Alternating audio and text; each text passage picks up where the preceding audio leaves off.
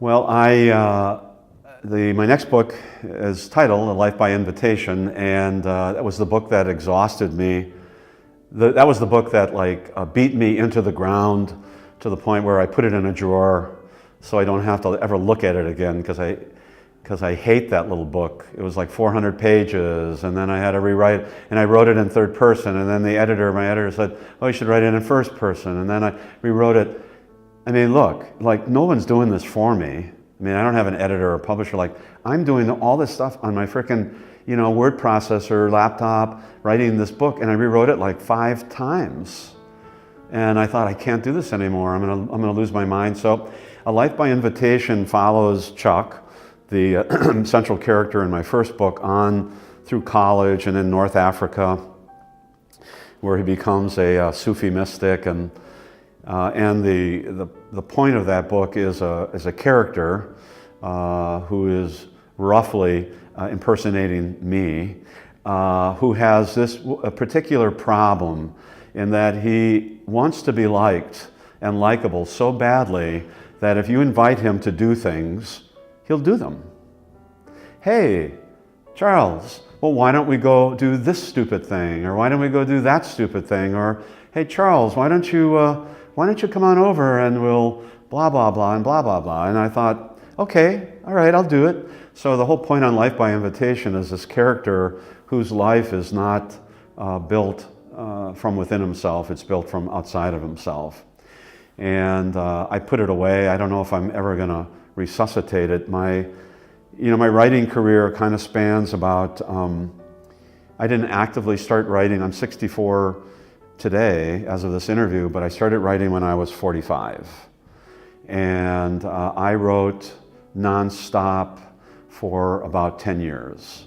And I did about 150 poetry book reviews, about 100 interviews, articles, essays.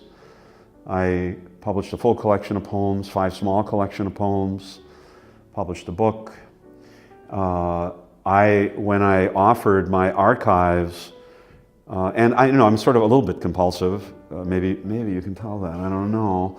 But a little bit compulsive. And so for some reason, I kept all of my final copies and all my acceptance and correspondence in ring binders in 2-year increments. And so, I have to say, I had 8 ring binders that were pretty big, with all this correspondence with obscure independent poets and writers.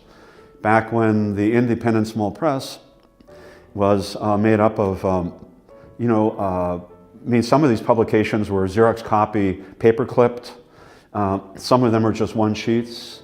And when I started writing, everything hadn't suddenly become just internet-based. It was kind of the beginning of internet-based magazines.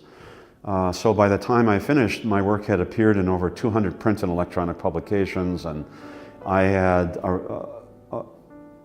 acquired what I would call a reputable, obscure poet, writer reputation among an obscure population, but I was notable, and I enjoyed it. And then I went to the archives, a couple archives in the country, and I went to Marquette, and they said, we'd love to have your collection, because what they found interesting about it, and this is true with archives, it's both the finished work and some of the drafts and all the correspondence that go with it. So it's a complete body of work. It has all my interviews. Some of them are on radio and other things, so I kept all that.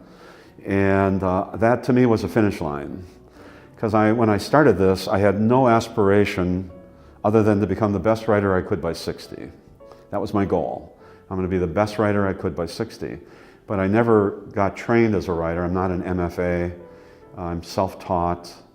And they thought it was interesting that someone who has a day job as a fundraiser at Marquette could publish all this frickin' work. I mean, I'm not on the payroll as an English professor at Marquette, where I have to publish and I have to write as part of tenure and part of what I'm there to do. And I sometimes think, boy, what a sweet deal that would be. I mean, you're still not, look, none of us are getting rich at this game, okay? But there would have been an incentive for me to continue to write. And in my case, I was exhausted, and I said, this is too painful for me to continue.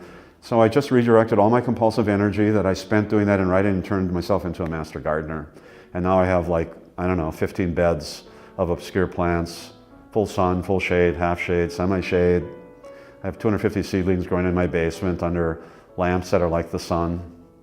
My neighbors say, well, why don't you grow pot down there? And I'm thinking like, give me a break. You guys are so pathetic. Like, get over pot. Aren't we all over pot now? I mean, really, there's zinnias down there.